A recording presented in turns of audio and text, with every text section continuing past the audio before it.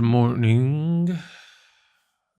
Function of government is not to serve the needs of ordinary people, but to enrich those who are in power.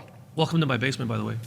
I am a American citizen, born in New York City, raised in London, Greek heritage.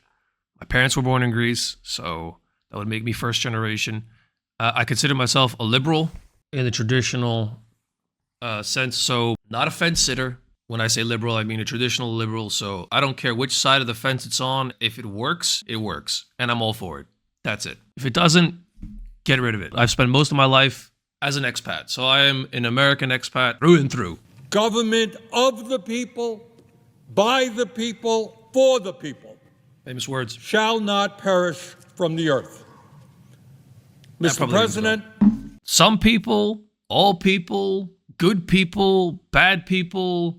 That under President Trump, a government of the billionaire class, by the billionaire class, and for the billionaire class. Let's take it with a grain of salt. It's not being done in secret. It's right out there for everybody to see. That's called transparency. Standing right behind them were the three richest men in America, Elon Musk, Jeff Bezos, and Mark Zuckerberg, are worth $920 billion. And have enough flex and social clout to bend the web to their will. Own more wealth than the bottom half of American society, have become some $232 billion richer since Trump was elected a few weeks ago. Elon Musk, the wealthiest person in the world and now a key part of the Trump administration. As the power social influencer, all CEOs have them, you know? Imagine you worked for Nike and a social media influencer said, hey, I'll pay you if you let me do some influencing for you. I can't think of a single business that would turn that down. That's saying more about Elon Musk than it's saying about Donald Trump. They are also tech billionaires and tech, so to speak, gurus. Stargate, the AI infrastructure that they want to build and stuff like that, could have something to do with that. And that is closely linked to healthcare. Mark Zuckerberg agreed to settle a lawsuit with Trump for $25 million.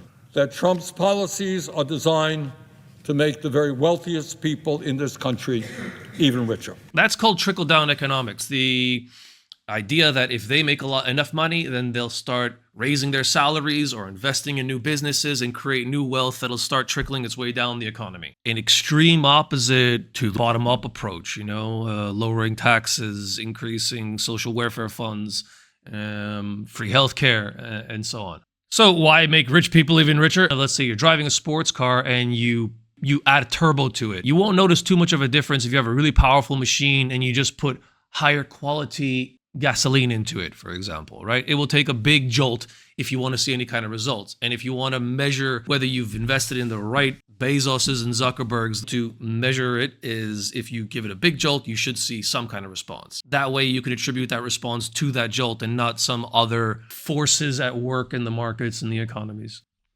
Mr. President, I am concerned not only about the growing movement toward oligarchy in this country, but I am deeply worried that under the leadership of President Trump, we are moving rapidly towards authoritarianism. Authoritarianism, business theory, leadership styles, right? There's authoritarian, there's paternalistic, there's democratic leadership styles where collectively there's a vote. Paternalistic is a bit like that, but there's some sort of central leadership.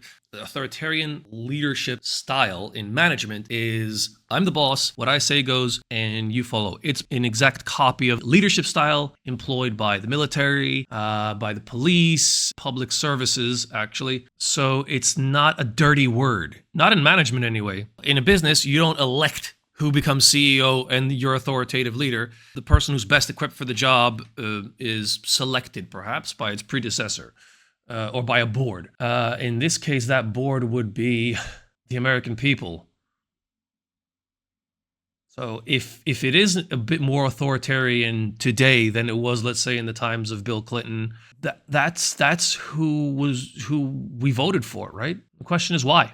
Is it because Jeff Bezos and Mark Zuckerberg enabled it and helped him, or socially influenced in support of his campaign? Is there anything undemocratic about that? I don't know. Do you think there is? Or is that fair play? Why do these three people have so much social clout and so much money? If we create the riches and the power for these people who then provide the riches and the power to help somebody get elected or to influence us to get that person elected, isn't it time we take a closer look at ourselves and how well informed we are as consumers and as voters and as human beings, instead of pointing our fingers and blaming everybody else? Or are our fingers, one finger's pointing at other people and the other finger's scrolling along while we complain about every time you scroll, you put a little bit more money in their pocket?